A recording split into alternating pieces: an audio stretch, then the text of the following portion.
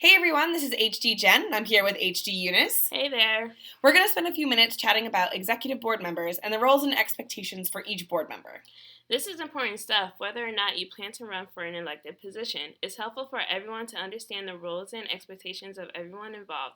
Plus, if you're interested in running for a position, you'll know exactly what you're signing up for. All right, let's get started. Alrighty. We have a couple of models here at Eastern, but the two most common executive board setups are shown here. Your executive board may be a 4 or 5 person cabinet, or it may just be 2 people, which is more common in smaller groups. Option 1 on the left has the traditional cabinet positions and may or may not have a public relations or PR person. In a smaller group, a single chairperson may do both the president and vice president roles, and the record keeper may do the role of the treasurer and secretary. We should probably tell them that this list also shows the hierarchy. What do you mean? In other words, in the traditional model on the left, if the president was absent, the vice president would step up to fulfill those duties. Or if the vice president resigned, the treasurer would fulfill the VP's role until elections are held and the position is refilled. Get it? Got it. All right, so let's start at the top. The president or the chairperson in a smaller executive board has a lot of responsibility. If you've already watched the video presentation on Robert's Rules of Order, you may recall that the president is the group's chair and they're responsible for facilitating the meetings. Obviously, this means that the president needs to be present at these meetings, so prepare for a larger time commitment if you're president or chair. Often, this position also meets with the hall director or advisor on a regular basis to make sure everything's going smoothly and to answer any questions. In addition to leading the meetings, the president also needs to prepare the agenda to discuss. Of course, others can still ask for things to be put on the agenda, but the president still needs to provide some basic structure to the meetings. If it's determined that a last-minute meeting needs to happen in order to prep for an event, the president also has the ability to announce schedule changes, but they need to do that with at least 2 days' notice. Speaking of events, as president, it's extremely helpful and highly recommended that you attend your organization's events and programs. After all, if it looks like the president doesn't even want to attend, why would anybody else want to? Good point. The president delegates tasks to the other executive board members and the committee members to complete. But at the end of the day, the president wants to make sure that everything gets accomplished. This takes some good delegation skills, strong leadership, and attention to detail. Delegation is key, but don't be a dictator.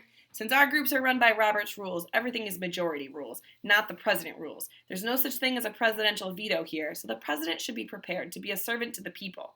Remember, I said that a strong president delegates work. But keep in mind that this doesn't mean that the president does all of the work and takes all of the glory, nor does it mean that the president gives away all of their work so that they don't have much to do. As the face of the group, the president is also the official spokesperson. Like all the executive board members, they should be extra mindful of how they represent themselves in the group to the larger community. If a president checks out or loses interest in the group, it makes the entire group look bad. Also, if another executive board member is struggling with their responsibilities, the president should step in to temporarily help out. Vice president is the president's right-hand person, their wingman or wingwoman, for example. Being a chair of an organization is a lot of work, and this often requires the support and assistance of the vice president. The president may delegate certain tasks to the VP for the academic year. Like creating committees or researching travel options. Exactly. If the president has class during a meeting or resigns from the position, the vice president needs to be prepared to step up at a moment's notice. This means they need to always know what's going on within the organization and be aware of what needs to happen next. The VP is also the overseer of all standing committees or long-term committees that last for the year. Like a birthday recognition committee or a social programming committee. Right again, Jen. The VP makes sure the committees meet and complete their assigned tasks, and the VP should stay up to date about the committee's actions so they can be reported to the president, the hall director, or the Office of Housing. The job of treasurer is more in-depth than what meets the eye. Seriously. It's a complex job that requires some real attention to detail and a fairly large time commitment. As a state university, every time we spend money, there's usually 4 or more pieces of paperwork to go along with it. So much paperwork. For example, and don't stress about remembering this, but to give you an idea, if you wanted to buy breakfast snacks for your group during finals, once a motion is passed in the meeting and the secretary types the minutes, the treasurer would need to email Sonia in housing to reserve the card. They would need to fill out the Big Y request form, put the event into FileMaker, that's our computer database, and also into the university events calendar. After that, someone would need to go pick up the credit card, go shopping, and bring back the receipt. The treasurer then turns in the receipt to Sonia and fills out the amount spent on the forms. Copies are often made for the hall director, and the post-program report and file maker needs to be written. Since the treasurer should also keep a list of the group's past expenditures and the upcoming allocated monies, this spreadsheet would need to be updated too. Using the Big Y credit card, buying apparel, and planning a trip to the Providence Place Mall all require different paperwork, so the treasurer needs to be committed to the job and be willing to ask for help when necessary. The treasurer gives the report at every meeting, talking about how much money has been sent to the last meeting and what they have left for the rest of the year. But don't worry, if you're the group's treasurer, we'll provide you with some more training and give you some samples of all of the forms. The secretary of the group is responsible for keeping a record of the group's actions. This means taking minutes at the official large group meetings, but also taking notes at executive board meetings. In order to spend any money, the group needs to turn in minutes which explain what the money is being used for. There also needs to be attendance typed up on the sheet, and this information is later put into FileMaker. At e-board meetings, the group may make to-do lists or discuss ideas for the future. The secretary is responsible for recording all of this and dispersing information to the group so everyone remembers what was agreed on and ideas and plans aren't forgotten. It's so easy to forget those types of things. While the minutes don't need to say, first Ryan said this, then Alex said this, and Sarah replied with this sentence, they should be detailed enough that if someone discussed the meeting and was reading the minutes in an email or on a bulletin board, they would have an understanding about what the group decided on and what was happening next. All the minutes should be typed right away and sent to the hall director, who then sends them to Central Housing Office for their review. The secretary is also responsible for making sure a quorum is met at every meeting. What a funny word, quorum. Tell them what it means. Essentially, you have to have enough members present at the meeting before you can vote on things and decide whether or not to spend money.